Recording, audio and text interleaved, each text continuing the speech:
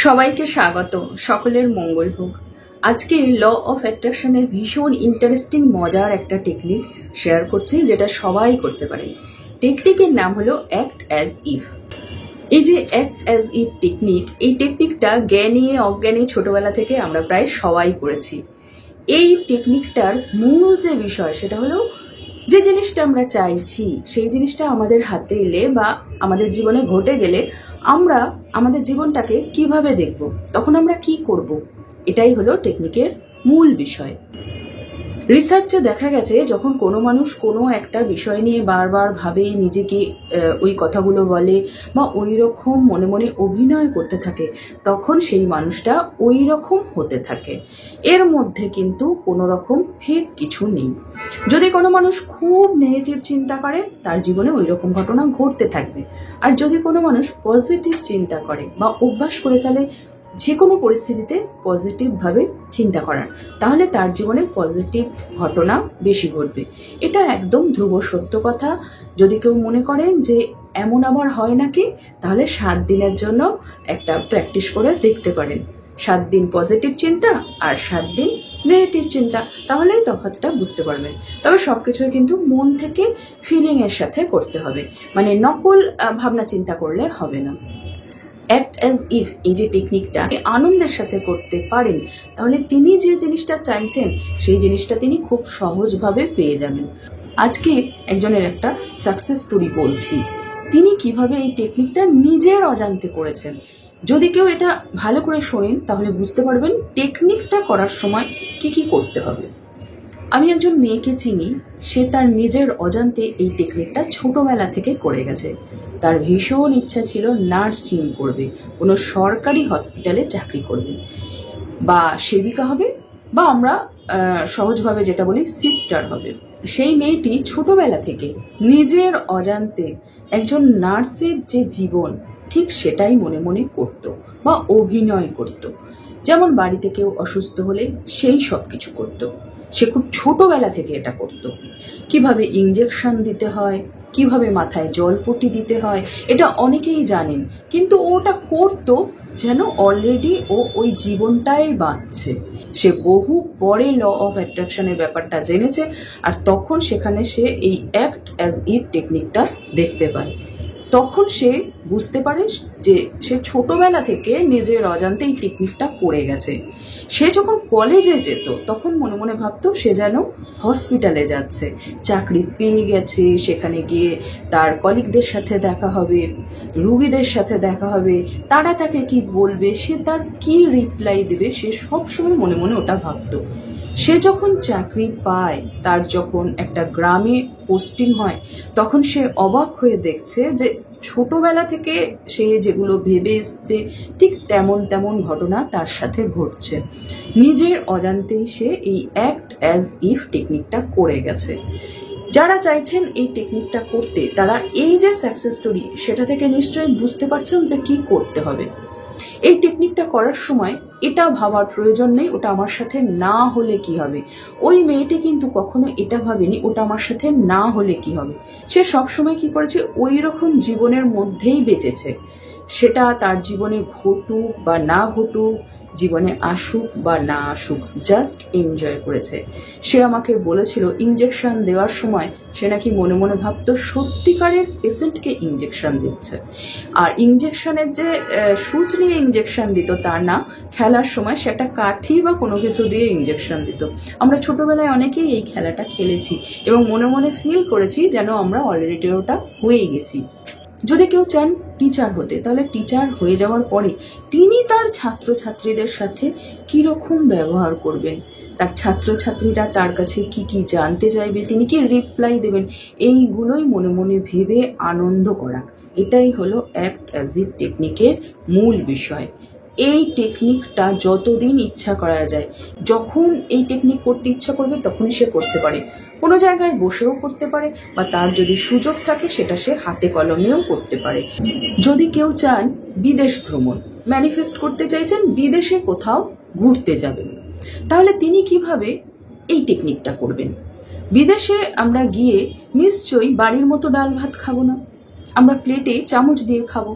যদি এমন ইচ্ছে মনে থাকে, সেই ক্ষেত্রে তিনি তার নিজের বাড়িতেই টেবিলে বসে চামচ দিয়ে প্লেটে ওইভাবেই খাবেন যেভাবে বাইরে গিয়ে উনি খাওয়ার সুযোগ পাবেন।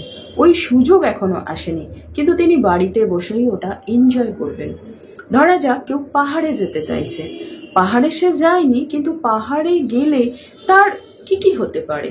পাহাড়ে গেলে তিনি বৃষ্টি দেখবেন, যখন তখন অসময়ে বৃষ্টি হয়। এমনি তিনি জানলার ধারে দাঁড়িয়ে কল্পনাই করতে পারেন যেন অলরেডি বৃষ্টি হচ্ছে বা কুয়াশা এসছে। এই যে একটা টেকনিক, এই টেকনিকটা ভীষণ পাওয়ারফুল টেকনিক। এই টেকনিকটা এনজয় করে করতে হয়, ফিল করে করতে হয়। আমরা যখন সিনেমা দেখতে যাই, তখন আমরা ওই সিনেমার প্রত্যেকটা চরিত্রের মধ্যেই যেন ঢুকে যাই। কেউ কাঁদলে আমাদের চোখে জল এসে যায়, তারা হাসলে আমরা হাসতে থাকি। আমরা জানি ওগুলো সব অভিনয়, তবু আমরা ওই চরিত্রগুলো যখন কাঁদে তখন কেঁদে ফেলি, ওই চরিত্র যখন হাসে হেসে ফেলি, কারণ আমরা ওদের সাথে একাত্ম হয়ে যাই। এই টেকনিকের ক্ষেত্রেও ব্যাপারটা তাই, যে আমি ওই চরিত্রের সাথে নিজে একাত্ম হয়ে যাব। আমি যা হতে চাই, আমি যা পেতে চাই, অলরেডি আমার জীবনে ওটা এসছে। এলে আমার জীবনটা কিভাবে পরিবর্তন হবে সেটাই ভাববো, সেটাই এনজয় করব। ওটা আমার জীবনে এখন থাক বা না থাক, আসুক বা না আসুক, এই নিয়ে কোনো টেনশন করব না, এই নিয়ে আমি কিছুই ভাববো না, জাস্ট এনজয় করব।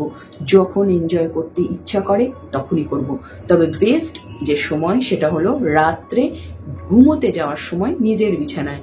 নিজের যে বিছানা সেটা কল্পনা করতে হবে, ওই জীবনে চলে যাওয়ার পরে আমার বিছানাটা কেমন হবে। ওই জীবনের যে কোনো একটা চিত্রকে সামনে নিয়ে এসে সেটাই ভাবতে ভাবতে ঘুমিয়ে পড়া, জাস্ট এইটুকুনি করা। ভীষণ পাওয়ারফুল একটা টেকনিক। আর এই টেকনিকটা করার জন্য আলাদা করে কাগজ কলম নেওয়ার কোনো দরকার নেই, বা মনের ওপর কোনো চাপও পড়বে না। এই টেকনিক যারা করবেন তারা কিন্তু যে জিনিসটা চাই তার জন্য অপেক্ষা করবেন না।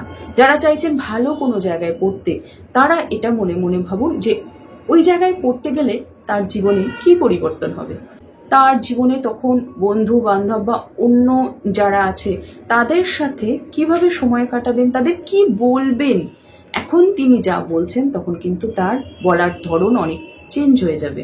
হয়তো তার হাতে আগের মতো আর সময় থাকবে না, কারণ পড়ার চাপ থাকবে। এই যে ছোটখাটো বিষয়গুলো, এই বিষয়গুলোই ভাবা আর এই বিষয়গুলো ভেবে আনন্দ করা।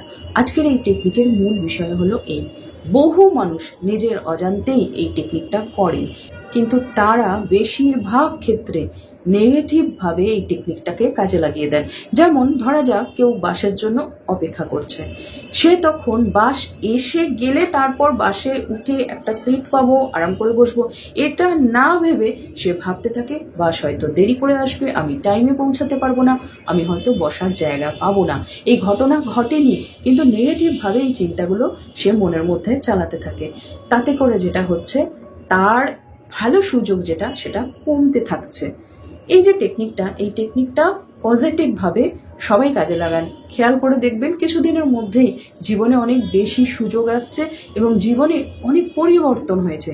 ছোট ছোট বিষয়ের উপরে আমি সবসময় টেকনিকগুলো করতে বলি। তাতে যেটা হয়, টেকনিকটা করার সময় মনে কোনো চাপ থাকে না, বা ওই চাহিদাটা এতটাও বেশি থাকে না যে যেটা না হলে জীবনে বিরাট ক্ষতি হয়ে যাবে বা ভীষণ মনোকষ্ট হবে। সেই জন্য সবসময় ছোট ছোট উইশের উপর যে কোনো টেকনিক শুরু করতে বলি। এই টেকনিকও আপনারা ছোট ছোট উইশের উপর শুরু করুন। তারপর যখন সেটা পূরণ হয়ে যাবে, একটা বিশ্বাসের জায়গা পোক্ত হয়ে যাবে, তখন বড় একটা উইশের জন্য এই টেকনিকটা লাগাতে পারেন। তবে এনজয় করার জন্য বা মজা করার জন্য যা খুশি, যা মনে আসে তার উপর এই টেকনিকটা করতে পারেন। তবে বলবো সবসময় পজিটিভ চিন্তা নিয়েই করুন, তাহলে আপনার ওই জিনিস ম্যানিফেস্ট হওয়া অনেক সহজ হয়ে যাবে।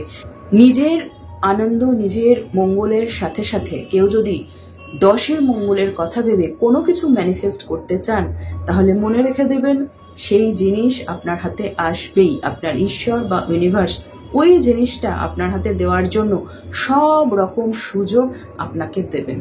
যখন আমার ইচ্ছে বা আমার উইশের সাথে 10-এর মঙ্গলের কথা আসবে, তখন যেটা হবে, বহু মানুষের পজিটিভ ইচ্ছাও ওর মধ্যে থাকবে, তাই ওই জিনিস খুব তাড়াতাড়ি ম্যানিফেস্ট হয়ে যাবে। ওই টেকনিকটা যদি আনন্দের সাথে করা না হয়, যদি পজিটিভ ফিলিং না থাকে, তাহলে কিন্তু ওই উইশ পূরণ হবে না বা ম্যানিফেস্ট হবে না। সেই জন্য টেকনিক করার সময় যে আনন্দটা নিয়ে টেকনিকটা করা হলো ওই অবস্থাতেই ওটাকে ছেড়ে দিতে হবে। টেকনিক করার সময় কতদিন করব, কখন করব এত ভাবার দরকার নেই। জাস্ট এটা ভালো লাগছে তাই করছি। ওই জীবনে তো আমাকে এইভাবেই বাঁচতে হবে, তাই আমি এটা করছি। যদি কেউ চান একটা গাড়ি কিনতে, তাহলে তিনি যখন বাসেও যাবেন তখনও তিনি মনে মনে ভাববেন তার ওই স্বপ্নের গাড়িটাতেই বসে আছেন। এটা ভাবাটা হয়তো অনেকের কাছে মনে হতে পারে কঠিন, কিন্তু সিনেমা দেখতে গিয়ে যদি আমরা তাদের দুঃখে দুঃখিত হয়ে যাই, তাদের কথায় হেসে ফেলি, তাহলে এমন কিছু কঠিন না। জাস্ট এটাই ভাবা, জানলার ধারে সিট পেলে এটাই ভাবা যে জানলার ধারে যেন আমি আমার নিজের গাড়িতে বসে যাচ্ছি। এটুকুই ভাবা, এইটুকুনি আনন্দ করে ভাবা। আর এই ভাবনার জন্য তো 1 পয়সা খরচ নেই, তাহলে ভাবতে বাধাটা কোথায়? আমরা যখন বারবার একই কথা চিন্তা করি, একই কথা বলি, ভাবি, তখন আমাদের অবচেতন মন মনে করে যে ওই জিনিসটা আমাদের জীবনে যেন ঘটে গেছে। তখন যেটা হয়, ওই জিনিস আমাদের জীবনে যাতে আসে সেই রকম সব ঘটনা আমাদের সাথে ঘটতে থাকে। তখন আমাদের অ্যাকশন নেওয়ার দরকার। ল অফ অ্যাট্রাকশন প্র্যাকটিস করার মূল বিষয়ই হলো এই যে খুব সহজভাবে ওই জিনিসটা হাতে যাতে পাই, তাই জন্যই টেকনিকগুলো করা, আর কিন্তু অন্য কিছু না। আমাদের অবচেতন মনকে প্রোগ্রাম করাই হলো ল অফ অ্যাট্রাকশনের টেকনিক প্র্যাকটিস করার মূল বিষয়। কোনো মানুষ যদি নিজেকে বারবার একই কথা বলতে থাকেন, তখন ধীরে ধীরে তিনি ওই মানুষটা বা ওই রকম হতে থাকেন। এটা পুরোটাই বিজ্ঞান। টেকনিক করার সময় পজিটিভ থাকলাম আর অন্য সময় নেগেটিভ চিন্তায় ডুবে থাকলাম, তাহলে কিন্তু টেকনিকগুলো কাজ করবে না। এই গুরুত্বপূর্ণ বিষয়গুলো কিন্তু সবসময় খেয়াল রাখতে হবে। আমরা ছোটবেলা থেকেই প্রায় প্রত্যেকে একটা খেলা খেলতাম। সেটা হলো আমরা একটা চরিত্রের মধ্যে ঢুকে যেতাম। এই খেলাটা যখন আমরা খেলতাম, তখন কেউ ডাক্তার, কেউ স্কুল টিচার, কেউ নার্স, এই রকম সব চরিত্র মনে মনে কল্পনা করতাম, আর তারপর খেলার সময় ওই চরিত্রের ভিতরে ঢুকে যেতাম। এই রকম মজার একটা খেলা প্রায় প্রত্যেকেই খেলেছি। এই টেকনিকটা জ্ঞানী অজ্ঞানী অনেকেই করেন, কিন্তু যখন মানুষ বড় হতে থাকে তখন যেটা হয়ে যায়, নেগেটিভ ভাবে অভিনয়টা করতে থাকেন। অর্থাৎ যদি আমার জীবনে অমুক জিনিসটা না হয়, তাহলে আমার জীবন কেমন হবে? এখনো পর্যন্ত হয়নি এমন কোনো ঘটনা ঘটেনি, বা অমুকের সাথে যদি আমার বিচ্ছেদ হয়, তাহলে আমার জীবনটা কেমন হবে? এইভাবে মনে মনে একটা অভিনয় অনেকেই করেন। এতে যেটা হচ্ছে, এটা একটা টেকনিক হয়ে যাচ্ছে, আর সেই টেকনিকটা নেগেটিভ ভাবে জীবনে চলে আসছে। যদি এই টেকনিকটা কেউ পজিটিভ ভাবে করতে পারেন, তাহলে তিনি যেটা চাইছেন সেটা খুব সহজে ম্যানিফেস্ট করতে পারবেন।